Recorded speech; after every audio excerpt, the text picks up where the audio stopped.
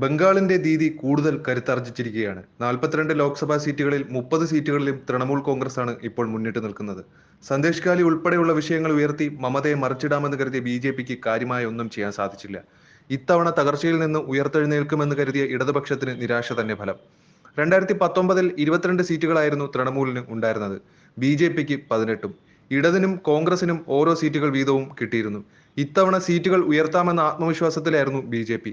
മോദി ഷാ സഖ്യം അതിനുവേണ്ടി ഗ്രൗണ്ട് ലെവലിൽ വരെ ഇറങ്ങി നല്ല രീതിയിൽ കളിക്കുകയും ചെയ്തു. എന്നാൽ മമതയുടെ രാഷ്ട്രീയത്തിന് മുന്നിൽ എതിരാളികൾക്ക് കളം മാറ്റി ചവിട്ടേണ്ടി വന്നു എന്നുള്ളതാണ് വസ്തുത. ബി.ജെ.പിക്ക് തൃണമൂൽ നൽകുന്ന ഏറ്റവും വലിയ തിരിച്ചടികൾ കൃഷ്ണനഗറിലെ മൊഹുമ മൊയ്ത്രയുടെ മുന്നേറ്റവും സന്ദേശ് ഖാലി ഉൾപ്പെടുന്ന ബസിർഹത്തിലെ അതിശക്തമായ ലീഡുമായിരുന്നു. കൃഷ്ണനഗറിൽ 45,340 വോട്ടുകളുടെ ലീഡുമായാണ് മൊഹുവ മുന്നിട്ട് നിൽക്കുന്നത്. ചോദ്യത്തിന് കോഴ ആരോപണമുയർത്തി പാർലമെന്റിൽ നിന്നും പുറത്താക്കിയ നേതാവാണ് മൊഹുവ. നരേന്ദ്രമോദിയുടെയും കേന്ദ്ര സർക്കാരിന്റെയും നിരന്തരമായ പഴികേൽക്കേണ്ടി വന്നയാളാണ് മൊഹുവ. തിരിച്ചങ്ങോട്ടും വിമർശിച്ചതിന് മൊഹുവയുടെ പാർലമെന്റ് അംഗത്വം റദ്ദാക്കിയത് ബി.ജെ.പി വലിയ വിജയമായി ആഘോഷങ്ങൾ വരെ നടത്തിയിട്ടുണ്ട്.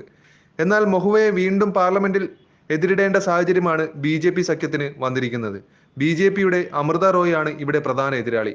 ബംഗാളിനെ കോളിളക്കം സൃഷ്ടിക്കാൻ ബി.ജെ.പി ഉപയോഗിച്ച സംഭവമാണ് സന്ദേശ് ഖാലിയിൽ തൃണമൂൽ നേതാക്കന്മാരെ ചൂണ്ടിക്കാണിച്ചുകൊണ്ട് വന്ന ലൈംഗിക ചൂഷണ പരാതി. Bengal governor CV. ആനന്ദബോസ് ഉൾപ്പെടെയുള്ളവർ സംഭവത്തിൽ ഇടപെട്ട് തൃണമൂലിനെതിരെ ജനരോഷം സൃഷ്ടിക്കാൻ പരമാവധി ശ്രമിച്ചിട്ടുണ്ടായിരുന്നു.